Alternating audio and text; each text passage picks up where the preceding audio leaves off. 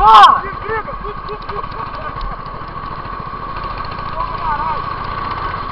Você que devia estar filmando!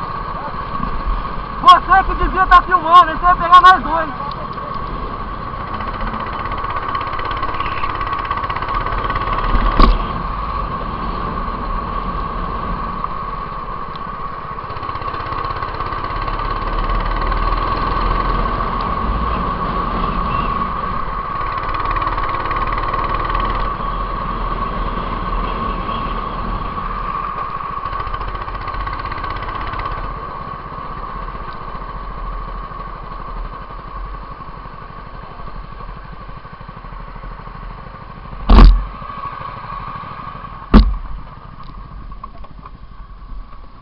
Quem era você, Magno?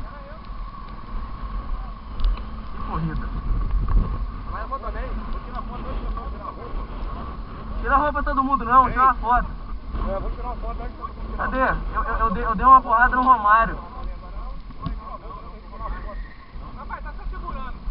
Eu tava retardatário mesmo. Tava eu e você, ó, na frente brigando. Chegou um cara ali agora e me deu porrada, não foi você. Eu vi.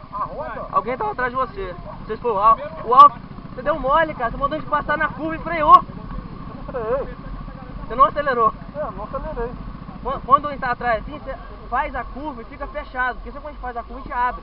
Então você devia ter feito a curva fechadinha aqui, você fez e parou. Aí, pum, eu bati atrás de você, ele bateu atrás de mim. Me jogou lá fora. Me bateu na curva. O cara vai dar bandeira pra mim no negócio lá, só que não disputar a curva de tua. A curva que eu fiz e falei, eu dei um totozinho nele.